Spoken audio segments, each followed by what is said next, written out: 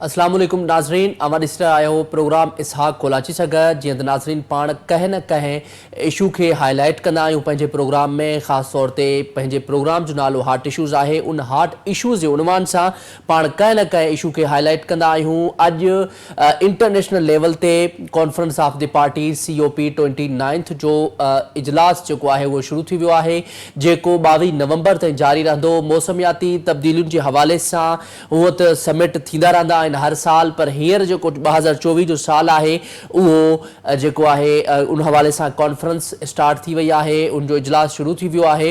ऐं हाणे ॾिसजे त उन में कहिड़ा मामलात जेके आहिनि उहे उन में तय पाइनि था। ऐं उनखां अलावा जेके ऑल पार्टीज़ कॉन्फ्रेंसिस आहिनि उन्हनि में केरु केरु शिरकत करे थो, ही सॼियूं डिटेल्स जेके आहिनि पाण प्रोग्राम में डिस्कस कंदासीं। ऐं उन सां गॾोगॾु काल्ह जेका आहे उहा हिकिड़ी रिपोर्ट पब्लिश कई वई आहे, जंहिंमें मौसमियाती तब्दीली जे हवाले सां पाकिस्तान उन 23 मुल्कनि में शामिल आहे जेके सख़्त मुतासिर थींदा, जेके सख़्त मुतासिर थियण जो ख़दशो आहे। उहा जेका रिपोर्ट आहे UNCCD पारां जारी कई वई आहे। उन रिपोर्ट खां पोइ ज़ाहिरा पाकिस्तान में जेका मौसमियाती तब्दीली डिपार्टमेंट जे हवाले सां उन्हनि बि नज़रसानी कई आहे, जंहिंमें पाकिस्तान खे वॾी कंहिं साली एमरजेंसी जी सूरत हाल पिणु पेश नज़र आहे। उन सॼे मामले ते पाण ॻाल्हि ॿोल कंदासीं, पर मेन जेके कुझु ॻाल्हियूं आहिनि पॉइंट्स उहे तव्हांखे मां रिपोर्ट जे हवाले सां ॿुधाईंदुसि त पाकिस्तान जी 30% आबादी जेका आहे उहा ॾुकार जे वड़ चढ़ण जो ख़दशो आहे। वड़ चढ़ंदी, उनमें सिंध जा 9 ज़िला ऐं मुल्क जा 19 ज़िला ॾुकार जो शिकार थींदा। बलूचिस्तान जा पिणु 10 ज़िला ॾुकार जो शिकार थींदा। उनखां अलावा पाण इहो बि ॿुधायूं त सिंध हदफ़ खां ॿीण ते वधीक वण पोखण में कामयाब थी वियो आहे। पंजाब, KP, बलूचिस्तान वण पोखण में नाकाम थी वियो आहे। सिंध वाहिद सूबो आहे जिते 46 करोड़ 60 लख ॿूटा लॻाइण जे मुक़ाबले में 85 करोड़ 25 लख 30 हज़ार ॿूटा जेके पोखिया विया आहिनि। ज़ाहिरा सिंध जेको आहे इन हवाले सां अॻिते नज़र अचे पियो, पर जेके ॿिया सूबा आहिनि जीअं पंजाब, KP, बलूचिस्तान, उहो फॉरेस्टेशन करण में हिन वक़्त ताईं जेके टारगेट्स आहिनि मुल्की सतह ते उहे अचीव न करे सघिया आहिनि। सो उन मामले ते पाण ॻाल्हि ॿोल कंदासीं। असां सां माहौलियाती माहिर एनवायरनमेंट एक्सपर्ट वसीउद्दीन जोनेजो साहब मौजूद आहिनि, उन्हनि सां पाण ॻाल्हि ॿोल कंदासीं त मौसमियाती तब्दीलियुनि जे हवाले सां कहिड़ा चैलेंजिस आहिनि, कहिड़ियूं स्ट्रेटजीज़ आहिनि हुकूमत जे तरफ़ां, ऐं इन्ही खे जेको ग्रीन हाउस गैसिस आहिनि, इहे जेके इशूज़ आहिनि मौसमियाती तब्दीली जे हवाले सां, क्लाइमेट जे हवाले सां, उन्हनि खे कहिड़ी रीति जेको आहे घटाए सघिजे थो।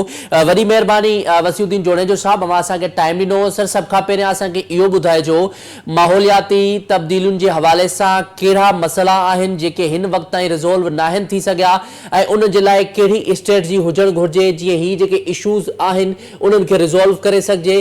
छाकाणि त जेके एक्सपर्ट्स आहिनि उन्हनि जो इहो चवणु आहे 2024 तारीख़ जी सभ खां वधीक गरम तरीन साल जेको आहे उहो करार ॾिनो वियो आहे। मौसमियाती तब्दीली जा त काफ़ी कारण आहिनि, पर मेजर जेको कारण आहे हुनखे असां चई सघूं था त वधंदड़ आबादी ऐं वधंदड़ आबादीअ जूं ज़रूरतूं पूरियूं करण जे लाइ जेके कारखाना लॻाया था वञनि, जेके ॿेला कटिया था वञनि, छाकाणि इंसान खे खाधो बि खपे, रहाइश बि खपे, त रोज़गार बि खपे। त हिन जे लाइ जेतिरा ई कारखाना असां वटि लॻनि था, तंहिंखां पोइ ट्रांसपोर्ट जूं ज़रूरतूं पूरियूं करण लाइ ट्रांसपोर्ट असां वटि तमामु घणी इस्तेमालु थिए थी। ऐं शहरनि में हींअर ट्रांसपोर्ट जो ईअं सम्झो त हिकिड़ो सैलाब आयल आहे। त इहे शयूं सभु जेको मौसमियाती तब्दीली आहे हिन जो असरु इन्हनि सभिनी शयुनि जो पए थो। ॿियो जेको हिकिड़ो आहे लाइफ स्टाइल चेंज थो थिए वक़्त सां गॾु। जीअं हाणे तव्हां ॾिसो त हींअर हार्ट इशूज़ में हिकिड़ो इहो बि आहे त एयर क्वालिटी इंडेक्स असां वटि तमामु घणो वधी वई आहे। ख़ासि तौर लाहौर, मुल्तान, रावलपिंडी हिन पासे एॾी हालत ख़राबु आहे जो हिकिड़ी रिपोर्ट में ॿुधायो वियो त गुज़िरियल हफ़्ते को 900 माण्हू लाहौर में सिर्फ़ु इस्पतालुनि में साह जी तकलीफ़ुनि जे करे बीमार थिया। त इहे मौसमियाती तब्दीली जा इहे एडवर्स इफेक्ट आहिनि। हाणे हिन में जेको मेजर इशू अचे थो, हींअर जेकर तव्हां ॿुधायो त वण पोखिया विया आहिनि, पर वण पोखण सिर्फ़ु मसइलो न आहे, वणनि खे जॾहिं पोखियो थो वञे त हुननि खे सार संभाल हुननि जो ॾिसणु हुननि वणनि खे त उहे सही फुटनि था नथा फुटनि, ईअं न त हाणे पोखियूं ऐं साल खां पोइ ख़बर पए त अधु वण त सड़ी विया या ख़राब थी विया। त इहे शयूं जेके आहिनि न इहे असांखे थोरो सो हिन ते गवर्नमेंट खे या जेके माण्हू ज़ाती तौर वण पोखनि था पंहिंजे ज़मीनुनि ते त हुननि खे इहे शयूं ॾिसणियूं पवंदियूं। अच्छा वसीउद्दीन जोनेजो साहब असांखे इहो ॿुधाइजो त ही ज़ाहिरा मौसमियाती तब्दीली त हिकिड़ो वर्ल्ड लेवल ते वॾो इशू आहे, ज़ाहिरा उन में जेको आहे कॉन्फ्रेंसिस बि थियनि पियूं ऐं हाणे हींअर बि जेको अॼु जीअं मां इंट्रो में ॿुधायो त कॉन्फ्रेंस ऑफ द पार्टीज़ जेका आहे 29th समिट जेका आहे उहा बि उनजो इजलास शुरू थी वियो आहे ऐं 22 नवंबर ते जारी रहंदी। उनखां पहिरियां 28, 27 इहे थींदियूं रहियूं आहिनि, पेरिस एग्रीमेंट ऐं ॿिया बि काफ़ी अहिड़ा एग्रीमेंट थिया, पर उनमें को रिज़ल्ट नथो मिले, का उनमें अहिड़ो को स्ट्रेटजी न आहे पूरी वर्ल्ड वटि त उन खे कंट्रोल करे सघे। तव्हां छा था सम्झो, इहो छा इनमें जेके ऑल पार्टीज़ कॉन्फ्रेंस आहिनि उते जेके पार्टीज़ शिरकत कंदियूं उन्हनि जी पंहिंजी कमी कोताही आहे या उन्हनि वटि को अहिड़ो इन जो सॉलिड रीज़न न आहे या अहिड़ो रिज़ोल्व करण लाइ को इशू न आहे उन्हनि वटि? ही जेके कॉन्फ्रेंसिस थींदियूं आहिनि हुन में एक्चुअली गाइडलाइंस ॾिनियूं वेंदियूं आहिनि। हाणे हुन कॉन्फ्रेंस जे जेके पार्टिसिपेंट्स आहिनि हुननि जो कमु न आहे त हुननि गाइडलाइंस ते अमल कराइनि। अमल दुनिया में जेके बि हुकूमतूं आहिनि त हुकूमती लेवल ते हुनजो अमल ते जेको आहे अमल दरामद थींदो। पार्टीज़ कॉन्फ्रेंस ते हिकिड़ी कॉन्फ्रेंस कई, जीअं तव्हां ॾिसो त वर्ल्ड हेल्थ ऑर्गेनाइज़ेशन आहे उहे पंहिंजो हिकिड़ा स्टैंडर्ड्स ठाहे तव्हांखे ॾिए थी त बाबा जेको हवा आहे हुनजी एतिरी गदलाण हुजे, हुननि जी एयर क्वालिटी इंडेक्स इहा हुजे या एयर क्वालिटी इहा हुजे, त उहो अमल कराइणु हुननि जो कमु न आहे। उहे ॾींदा आहिनि गाइडलाइंस, गाइडलाइंस खां पोइ जेके हुकूमतूं आहिनि हुननि जो इहो कमु हूंदो आहे त उहे हुननि ते अमल कराइनि। हाणे उहो केतिरो थियूं कराइनि उहो हुननि हुकूमतनि ते मुनसिर आहे। हाणे काफ़ी तव्हां मुल्क ॾिसो जीअं भूटान आहे, भूटान चवनि था त सभिनी खां दुनिया में सभिनी खां साफ़ सुथिरो मुल्क भूटान आहे। हुते हू एतिरो घणो ट्रेवलर्स खे बि घटि अचण था ॾियनि ऐं तमामु घणी हुते प्लांटेशन आहे, ॾाढी घणी ग्रीनरी आहे ऐं हुननि हिनखे ॾाढो शयुनि खे मेंटेन रखियो आहे ऐं सख़्ती कई आहे। पर असां वटि किथे बि का सख़्ती नज़र नथी अचे। रस्तनि ते जेके गाॾियूं हलनि थियूं दूहों छॾनि थियूं, केरु हुन ते फिटनेस जो ख़्यालु नथो करे। ईअं ॿिया मुल्क बि जेके पोइते पियल आहिनि या तरक़ी पज़ीर मुल्क जेके चऊं उहे आहिनि त हुननि में बि अञा हिननि शयुनि ते सफ़ा तवजो नथी ॾिनी वञे। तरक़ी याफ़्ता मुल्कनि में त ॾिनी थी वञे। नंबर ॿियो त ॿिया मुल्क कुझु अहिड़ा आहिनि जिते तव्हां ॾिसो त हींअर वरी फ्यूल जे अचनि था मसइला, त हाणे वरी कोयलो इस्तेमालु थियणु शुरू थी वियो आहे, कोल पावर प्लांट्स वरी लॻणु शुरू थी विया आहिनि। त अहिड़ियूं शयूं जेके लॻंदियूं ऐं हिननि ते कुझु कंट्रोल न थींदो त असां ग्रीन एनर्जी ते न वेंदासीं त इहे मसइला हल न थींदा कॾहिं। अच्छा ॿी जेको मेन ख़ासि तौर ते जॾहिं क्लाइमेट जी ॻाल्हि कंदा आहियूं त पाण उन में ज़रूरु इन शइ खे बि गौर हेठि कंदा आहियूं त ग्रीन हाउस गैसिस। सभ खां पहिरियां साईं असांखे इहो ॿुधाइजो त ग्रीन हाउस गैसिस आहिनि छा, ज़ाहिर असांजे नाज़रीन खे असांजे आवाम खे ख़बर पवे, ऐं नंबर 2 उनखे कंट्रोल कीअं करे सघिजे। ग्रीन हाउस गैसिस में कार्बन डाइऑक्साइड अची थी वञे, नाइट्रोजन जा ऑक्साइड अची था वञनि, कार्बन जा सल्फर जा ऑक्साइड्स अची था वञनि। इहे गैसिस आहिनि, इहे तव्हांजे एनवायरमेंट ते तमामु ख़राबु असर विझनि थियूं। हाणे हिननि जो त हिकु हल आहे त प्लांटेशन। असां वटि जेको इंडस्ट्री आहे, इंडस्ट्री में बि हिन जा तमामु घणा तरीक़ा आहिनि त तव्हां जेके बि इंडस्ट्रियल एमिशन तव्हां एटमॉस्फेयर में तव्हां एग्ज़ॉस्ट जेके वञनि था हुननि खे हाणे काफ़ी टेक्नोलॉजीज़ अची वियूं आहिनि त तव्हां प्रोसेस करे ऐं हुन खां पोइ तव्हां हुनखे हवा में छॾियो। पर उहे शयूं बि छाकाणि हुन ते ख़र्चु बचे थो, टेक्नोलॉजी आहे, हुन ते फैक्ट्री जेकॾहिं को माण्हू हणे थो त हू पंहिंजो ख़र्चु बचाइणु चाहे थो, त उहो बि हिकिड़ो इशू आहे। हाणे हींअर जीअं तमर जा असां वटि बेला आहिनि, तमर जा बेला चवंदा त ग्रीन हाउस गैसिस जे लाइ एॾा बहितरीन इहे बेला आहिनि जो हिन जो को मुक़ाबिलो ई कोन्हे। पर असां वटि तमर जा बेला बि ख़तम थींदा पिया वञनि। हाणे 1-2 सालनि खां कुझु सिंध गवर्नमेंट हिन ते ज़ोर विधो आहे त इहे ॿेला वरी हिननि खे थोरो जीआरियो वञे, घणे खां घणा इहे ॿेला हणिया वञनि। त अहिड़े क़िस्म जा इनिशिएटिव वरिता वञनि जेकॾहिं, ऐं हुननि ते थोरो सख़्ती कई वञे, सख़्तीअ सां अमल कयो वञे, त हालतूं बहितर थी सघनि थियूं।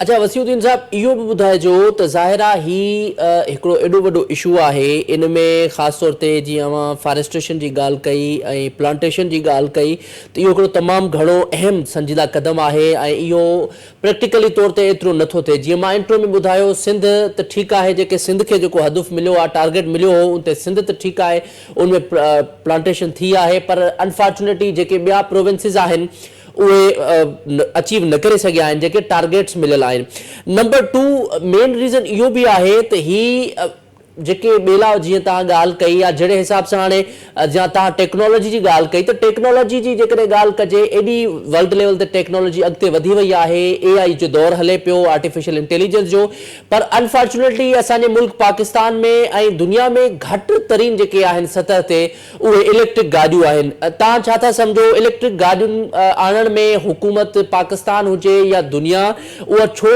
पोइते आहे ऐं अहिड़े तरीक़े सां स्टेप छो नथा वठनि? दुनिया में इलेक्ट्रिक गाॾियूं ऐं इहे शयूं हलनि थियूं। हींअर सिंध गवर्नमेंट तव्हांजी मास ट्रांज़िट में बसूं घुरायूं आहिनि जेके इलेक्ट्रिक ते हलनि थियूं, पर मेन मसइलो आहे त हींअर असांजी इकोनॉमी जी जेका कंडीशन आहे, हर माण्हू उहा इलेक्ट्रिक गाॾी अफोर्ड नथो करे सघे। तंहिंखां पोइ इलेक्ट्रिक गाॾी जा पंहिंजा इशूज़ आहिनि असांजे जहिड़े मुल्क में। जीअं फ़र्ज़ु कयो हिकिड़ो माण्हू कराची खां वञे थो सखर, हितां त गाॾी चार्ज कराए निकितो, रस्ते ते जेके पेट्रोल स्टेशन्स आहिनि हुननि ते के फैसिलिटीज़ कोन्हनि, उहो हुननि ते या त पाबंद कयो वञे त भई उहे अहिड़ियूं फैसिलिटीज़ माण्हुनि खे ॾियनि जो हुते बि गाॾी जी बैटरी चार्ज करे, जीअं पेट्रोल विझराए माण्हू अॻिते निकिरी वेंदो आहे, बैटरी चार्ज करे माण्हू अॻिते निकिरी वञे। त अहिड़े क़िस्म जा हिन दुनिया में ईअं थींदो आहे त हुननि पेट्रोल स्टेशन ते बैटरियूं अवेलेबल हूंदियूं आहिनि। तव्हांखे जेकॾहिं जल्दी आहे त तव्हां खां बैटरी वठंदा, तव्हांखे ॿी बैटरी ॾींदा ऐं तव्हां पंहिंजो ट्रेवल कयो, वापसी में तव्हां उहो वापसि कंदा अचो। इहे फैसिलिटीज़ असां वटि कोन्हनि। ॿियो महांगियूं तमामु घणियूं आहिनि, ऐं तंहिंखां पोइ तव्हां ॾिसो त असां वटि गाॾियूं जेकॾहिं कंपेयर कयो त रिक्शा ऐं मोटर साइकिलूं ऐं इहे जेके चिंची हाणे आयूं आहिनि, हिननि जो तइदाद त ईअं सम्झो त मां सम्झां थो त सिर्फ़ु कराचीअ में ई तव्हां ॾिसंदो त लखनि में हिननि जो तइदाद आहे।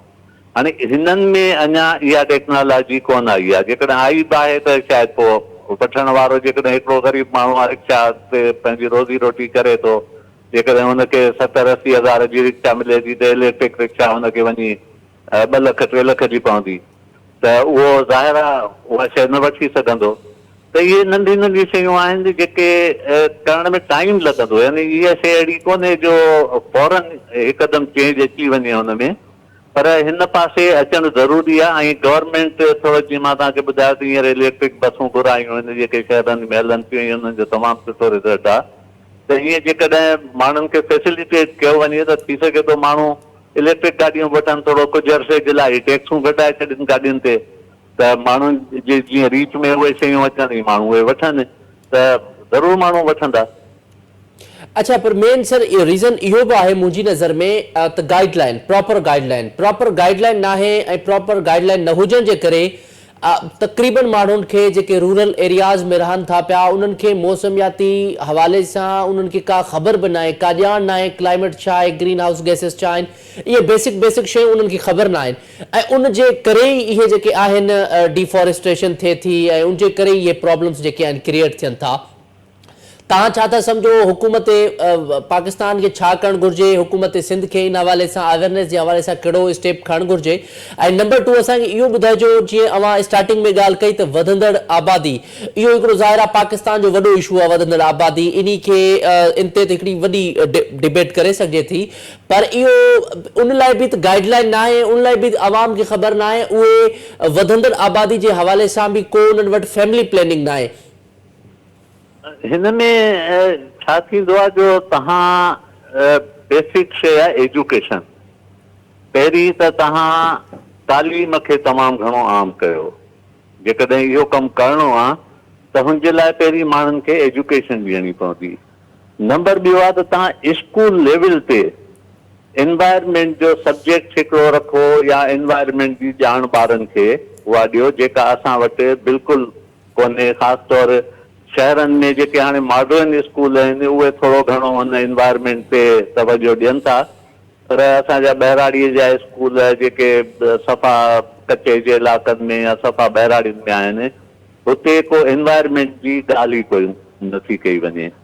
तंहिंखां पोइ जेको पॉपुलेशन प्लानिंग जो आहे तव्हांखे शायदि ध्यान में हूंदो त हिकु दौर में उहो इदारो बि ठहियो, हाणे मूंखे ख़बर कोन्हे त उहो मौजूदु आहे या न आहे, पर हुननि खे बि एजुकेशन न हुजण जे करे माण्हुनि नेगेटिव सेंस में वरितो।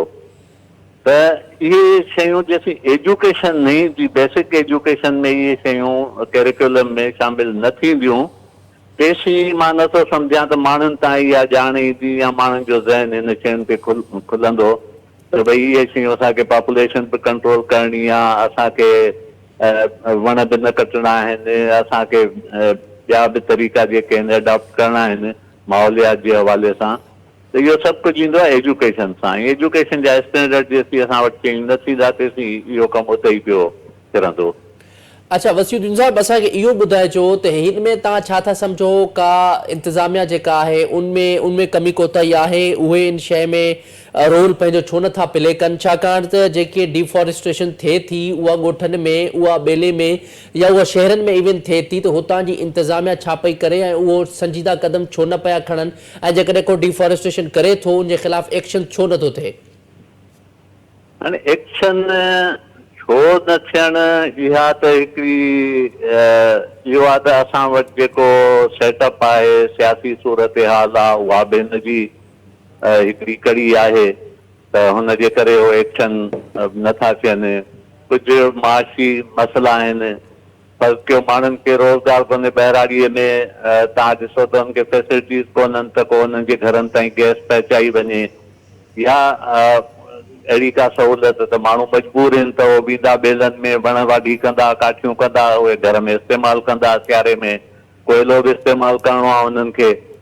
त इहे शयूं जॾहिं बेसिक शयूं माण्हुनि ताईं न पहुचंदियूं, पर हाणे दुनिया में इहो आहे त गैस जेके तव्हां यूरोपी मुल्क ॾिसो त हुन में गैस घरनि में इस्तेमालु किथे ई कोन थी थिए। हुन गैस खे हू चवनि था त असां हीउ सोन आहे हिकिड़ो ऐं हिनखे असां इंडस्ट्री में हाणे हिन सां पोइ बिजली जी पैदावार बि कयूं ऐं हुन खां पोइ बिजलीअ जा सिस्टम माण्हुनि खे अहिड़ा फूल प्रूफ ॾिना वञनि जो कमर ताईं रेट्स अहिड़ा रखिया वञनि जो उहो घर में थोरो खाधो वाधो पचाइण जे लाइ बिजली इस्तेमालु कनि बजाए जो काठियूं करे अचनि या छा।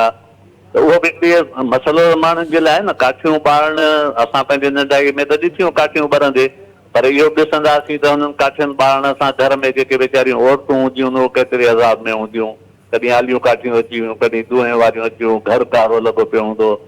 त इहे शयूं थोरो मैनेज करणियूं पवंदियूं हिननि खे। जेसीं गवर्नमेंट इहे शयूं मैनेज न कंदी त इहे सिलसिला हलंदा पिया, इहे किथे बि बंदि न थींदा। ठीक है, वॾी महिरबानी वसीउद्दीन जोड़ेजो साहब, अवां असांखे टाइम ॾिनो। नाज़रीन, जीअं तव्हां असांजे पैनलिस्ट जी ॻाल्हि ॿोल ॿुधी, उन्हनि तफ़सीली ॿुधायो त ही जेके क्लाइमेट जा इशूज़ आहिनि उहे कहिड़ा आहिनि ऐं उनजे पुठियां कहिड़ा स्टेप्स आहिनि जेके खणणु खपनि from the government of Sindh, from the government of Pakistan as well as different countries of the world. So नाज़रीन, प्रोग्राम जारी आहे, हिते वठंदो शॉर्ट ब्रेक, स्टे विथ अस।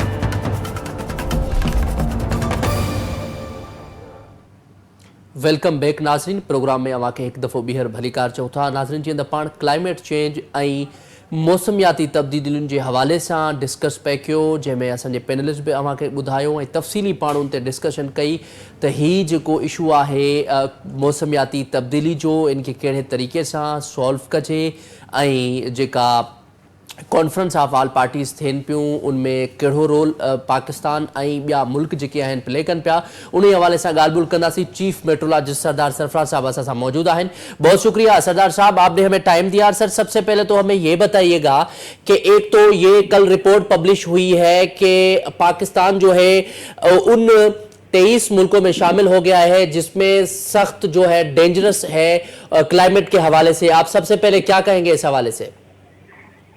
जी बहुत शुक्रिया। देखिए, पाकिस्तान तो ऑलरेडी जो पिछली रिपोर्ट थी उसके मुताबिक भी 8वें नंबर पर आता है सबसे ज्यादा मुतासरा ममालिक जो क्लाइमेट चेंज से हो रहे हैं उनकी उस फेस में। तो जाहिर है कि पिछले आपने देखा कुछ 4-5 साल से मुसलसल पाकिस्तान में एक के बाद एक मौसमी आफत आ रही है, और गो के पाकिस्तान का कंट्रीब्यूशन तो बहुत कम है कार्बन डाइऑक्साइड और दूसरी जो ग्रीन हाउस गैसेज है उनकी इमिशन में। सिर्फ हमारा कंट्रीब्यूशन तो 0.7 या 0.8% है, लेकिन उसके बावजूद जाहिर है कि जो गरीब ममालिक होते हैं वही ज्यादा मुतासर होते हैं। तो इस लिहाज से पाकिस्तान भी वल्नरेबल चूंकि ज्यादा हैं हम, और हमारा इंफ्रास्ट्रक्चर उस तरह का नहीं है, तो फिर जाहिर है मुतासर ज्यादा होते हैं पाकिस्तान जैसे ममालिक। अच्छा, आज जो है मैंने जैसे इंट्रो में बताया, conference of the party COP 29 जो है उसका इजलास शुरू हो गया है और जिसमें तमाम मुमालिक शामिल हैं और वो 22 नवंबर तक जारी रहेगा। तो आप क्या समझते हैं सरदार साहब के उसमें क्या मामला जो हैं वो तय पाएंगे? और ये तो माजी में भी कॉन्फ्रेंसेस होती रही है लेकिन उसका कोई मुस्तकिल हल नहीं है, और पाकिस्तान हो या दीगर जो ममालिक हैं वो कोई ऐसी स्ट्रेटजी बनाने में नाकाम है कि इस जो क्लाइमेट चेंज और मौसमियाती जो इशूज़ हैं उनको सॉल्व किया जाए। जैसे आपने खुद बताया कि ये COP 29 है, इसका मतलब है कि पहले 28 हो चुकी हैं, और खासकर जो 2015 में पेरिस एग्रीमेंट हुआ था तो उसमें इसी तरह के COP 15 थी मेरे ख्याल में, वो 15वीं थी। तो उसके बाद ये कि मुसलसल हर साल ही होती है कॉन्फ्रेंस ऑफ पार्टी, तो उसमें वादे वही तो बड़े किए जाते हैं कि ग्रीन हाउस गैसेज की इमिशन कम से कम की जाए, कार्बन डाइऑक्साइड समेत दूसरी जो ग्रीन हाउस गैसेज है। तो जब भी आप क्लाइमेट चेंज के बढ़ते हुए जो असरात हैं उनको रोक सकते हैं या कम कर सकते हैं। अब उसमें जाहिर है कि जो इकदाम तजवीज़ किए जाते हैं वो यही है कि आप अल्टरनेट एनर्जी पर जाएं। आपकी जो ट्रांसपोर्ट में, इंडस्ट्रीज में और इसी तरह से पावर सेक्टर में जो कोयले का इस्तेमाल और गैस का इस्तेमाल और ईंधन का इस्तेमाल होता है, यही चीज़ें असल में कार्बन डाइऑक्साइड के ज़्यादा अखराज का बायस बनती हैं। तो जब तक कि ये अमली तौर पर ये चीजें नहीं होंगी तो तब तक इसी तरह से गर्मी बढ़ती रहेगी आलमी हिद्दत, और उसके नतीजे में क्लाइमेट चेंज होती रहेगी। अब देखिए इस इजलास में फिर क्या चीज सामने आती है। अभी 10-12 दिन जाहिर डेलिब्रेशन और मुज़ाकरात चलेंगे, तो अल्लाह करे कि कोई पॉजिटिव चीज सामने आए। अच्छा सरदार साहब, मेन जो इशू है वो जैसे आपने बताया ट्रांसपोर्ट का, ट्रांसपोर्ट पे हमारे लिए हमारे पास हमारे कंट्री में जो कि इलेक्ट्रिक इतनी व्हीकल्स नहीं है जो कि होनी चाहिए। एक तो उस हवाले से बताएं कि उसको कैसे मज़ीद बढ़ाया जाए, और दूसरा जो है हमारे यहाँ पॉपुलेशन का बड़ा इशू है। पाकिस्तान में पॉपुलेशन इतनी बढ़ती जा रही है जिसको कंट्रोल करना बहुत ही बड़ा मुश्किल टास्क है। तो इसके लिए आप क्या समझते हैं? क्या ये अवेयरनेस नहीं है पब्लिक के पास, या फिर कोई गाइडलाइन नहीं है उनको कि वो फैमिली प्लानिंग पे अमल करें और पॉपुलेशन के हवाले से कुछ कंट्रोल कर सकें? देखिए सारी चीजें ज़ाहिर अवेयरनेस की भी कमी है, और जितना हम क्लाइमेट चेंज से मुतासर हो रहे हैं, आपको याद होगा 2022 में बहुत ज्यादा तबाहकुन सैलाब आया, सिंध बलूचिस्तान पूरा ही तकरीबन डूब गए थे, 6-6 महीने तक पानी खड़ा रहा था। तो उसके नतीजे में हमारा $32 बिलियन का नुकसान हुआ। तो अब हर दूसरे चौथे साल अगर इस तरह का फिनोमेना खुदा न खास्ता आता है, और पाकिस्तान जो पहले गरीब मुल्क है, तो इससे बहुत नुकसान हो सकते हैं। तो ये गवर्नमेंट लेवल पे ना एक तरह से पूरी कैंपेन चलाने की जरूरत है जाहिर है, और उसमें अल्टरनेट एनर्जी की तरफ आहिस्ता आहिस्ता आप शिफ्ट हों, और जैसे आपने कहा इलेक्ट्रिक व्हीकल्स हों, उनके उसको फरोग दिया जाए, और इसी तरह से क्वालिटी का ईंधन हम इस्तेमाल करें, और पावर जनरेशन और ट्रांसपोर्ट में और इंडस्ट्रीज में कोयले और ईंधन वगैरह का इस्तेमाल, जैसे ये तो आलमी लेवल पे होगा तो उसमें जाहिर कमी आएगी, लेकिन जाहिर इंडिविजुअल लेवल पे भी हर मुल्क की जिम्मेदारी बनती है। और फिर दूसरी तरफ प्लांटेशन या फॉरेस्टेशन जो है, एग्रो फॉरेस्ट्री का कंसेप्ट है। इस तरह से मतलब बहुत बड़े पैमाने पे एक तरह से ना मुसलसल ये काम करने वाली एक तरह से जरूरत बन गया है कि क्लाइमेट चेंज को अब जब भी रोक सकते हैं, अवाम में बहुत इसके लिए शऊर पैदा किया जाए और जो जो नुकसानदेह चीजें हैं उनसे बचा जाए। अच्छा, हमें सर ये बताइएगा, सरदार साहब लास्ट क्वेश्चन है कि अब क्या स्टेप्स हैं जो पाकिस्तान को लेने चाहिए, गवर्नमेंट ऑफ पाकिस्तान को लेने चाहिए, जैसे ये जो इश्यूज़ हैं ख़ासतौर पे जैसे मैंने इंट्रो में बताया कि पाकिस्तान जो है वो 23 ममालिक में शामिल हो चुका है जिनको ख़तरात हैं और ख़दशात हैं कि ज़्यादा वो मुतासर हो सकते हैं। तो आप क्या समझते हैं पाकिस्तान की हुकूमत को क्या करना चाहिए, कौन से स्टेप्स लेने चाहिए जिसमें ये जो इशू है जो पाकिस्तान उस 23 ममालिक में से शामिल हो रहा है उस लिस्ट से बाहर निकल जाए? देखिए, जाहिर है कि आलमी लेवल पे भी ना वो तमाम ममालिक मिल कर बैठ कर उसमें यही चीजें हमेशा तय करते हैं कि जी आप अल्टरनेट एनर्जी पे जाएं। सबसे बड़ी चीज यही होती है कि जो क्लीन एनर्जी या रिन्यूएबल एनर्जी है, वो सोलर एनर्जी है, वो हवा से बिजली पैदा करने का अमल है, विंड एनर्जी जिसे कहते हैं, वो न्यूक्लियर एनर्जी भी क्लीन उसमें आती है। इवन जो आपकी पानी से बिजली पैदा करने वाला अमल होता है हाइड्रो इलेक्ट्रिक पावर जनरेशन, वो भी क्लीन एनर्जी में आती है। और इसी तरह से आपका जो ट्रांसपोर्ट सेक्टर है और फिर इंडस्ट्रीज हैं, ये तमाम ममालिक अगर इस पे संजीदगी से अमल दरामद करेंगे तो जाहिर है कि फ्री कार्बन डाइऑक्साइड की और दूसरी जहरीली गैसेस की इखराज कम होगा। लेकिन अगर कोई नहीं भी करता तो जाहिर है आप इंडिविजुअली करना है आपको, और इसी मतलब इन चीज़ों के बायस कि आप इसको जो आलमी बढ़ती हुई हिद्दत है मुल्की लेवल पे जो बढ़ती हुई गर्मी है या क्लाइमेट चेंज के असरात हैं उनको आप कम कर सकते हैं। दूसरी तरफ प्लांटेशन की ड्राइव चलनी चाहिए मुसलसल, यानी ये साल भर एक तरह से मुहिम चलनी चाहिए कि जी आप दरख्त मुसलसल लगाएं और उन दरख्तों की ना सिर्फ लगाएं बल्कि उनकी आप परवान चढ़ाएं, उनकी निगहदाश्त करें 4-5 साल तक जहाँ भी लगे हो, ताकि वो तनाव दरख्त होकर आपके ऑक्सीजन आपको प्रोवाइड करने के काबिल हों और कार्बन डाइऑक्साइड जज्ब कर सके और एक तरह से माहौल को बेहतर साफ सुथरा किया जा सके। मैं एक जगह पढ़ रहा था कि जी ये होना चाहिए मुल्की लेवल पे कि हर कॉन्ट्रैक्टर को गवर्नमेंट जो कॉन्ट्रैक्ट दे ना तो उसमें कम से कम उसको बाउंड करे कि भाई 15-20 किलोमीटर की जो सड़क आपने अगर बनानी है तो उसके दो रवैया दोनों अतराफ में आपने इतने दरख्त लगाने हैं और अगले 4-5 साल आपने उनको निगहदाश्त करके परवान चढ़ा के बड़े पेड़ बनाना है। तो ये चीजें भी आहिस्ता आहिस्ता की जाएं। इस तरह से बहुत आपके मतलब टीवी पे प्रोग्राम जिस तरह से हो क्लाइमेट चेंज से मुताल्लिक अवेयरनेस के प्रोग्राम हो स्कूलों में, कॉलेजों में, यूनिवर्सिटीज में, इलाकाई सतह पर हर जगह इस मुहिम को एक तरह से आगाही के लिए बहुत करने की जरूरत है। ठीक है, बहुत शुक्रिया सरदार सरफराज साहब, आपने हमें टाइम दिया। नाज़रीन, जीअं त अवां असांजे पैनल जी ॻाल्हि ॿोल ॿुधी, पाण इन ते तफ़सीली ॻाल्हि ॿोल कई त क्लाइमेट चेंज में कुझु शयूं आहिनि जेके पाकिस्तान जे अवाम खे ख़ासि तौर ते जेके सिंध जा माण्हू आहिनि, पाकिस्तान जा माण्हू आहिनि, उन्हनि खे इन ॻाल्हि जो सोचणु घुरिजे ऐं उन खां अलावा जेको आहे उन ते प्रैक्टिकली वर्क करणु घुरिजे। कोशिशि कजे त सभ खां वधीक जेके इलेक्ट्रिक व्हीकल्स आहिनि उनखे इस्तेमालु करणु घुरिजे। उनखां पोइ फॉरेस्टेशन करणु घुरिजे, प्लांटेशन कजे घर जे ॿाहिरां ज़मीनुनि में, ऐं जिथे जिथे तव्हांखे स्पेस मिले थो तव्हां उते जेको आहे वण पोखियो। वण जेके आहिनि उहे मौसमी तव्हांखे फ़ाइदो ॾींदा। वण सां जेका आहे अगरि नेचर हूंदी ऐं माहौल सुठो हूंदो तॾहिं ई माण्हू जेको आहे इंसानु हली सघे थो। इंसान खे नेचुरली आबहवा जी सख़्तु ज़रूरत हूंदी आहे। उनखां पोइ जेको कॾहिं बि डिफॉरेस्टेशन न कयो, तव्हां जेको वण लॻल आहिनि उन्हनि खे तव्हां कॾहिं बि उन्हनि जी डिफॉरेस्टेशन न कयो। ऐं उनखां पोइ जेको मेन शयूं आहिनि इलेक्ट्रिकल व्हीकल्स इस्तेमालु कयो ऐं ख़ासि तौर ते इन्हनि शयुनि जो ध्यानु जॾहिं माण्हू रखंदो आहे एग्रीकल्चर साइड ते त पोइ ज़ाहिर आहे इहो नेचुरली तौर ते इहो फ़र्क़ु पवंदो आहे। इहो असां इंडिविजुअल ते बि हिकिड़ो फ़र्ज़ु आहे त असां हिकिड़ो पंहिंजे लाइ ऐं पंहिंजे मुल्क जे लाइ इंडिविजुअली तौर ते उन शइ खे सम्झूं ऐं उन शइ ते अमल कयूं त यकीनन हिन माहौलियाती तब्दीली में बहितरी अची सघे थी। नाज़रीन, जेको प्रोग्राम जो वक़्तु आहे उहो पुॼाणी थो पहुचे। मूंखे ॾींदा इजाज़त, अल्लाह निगहबान।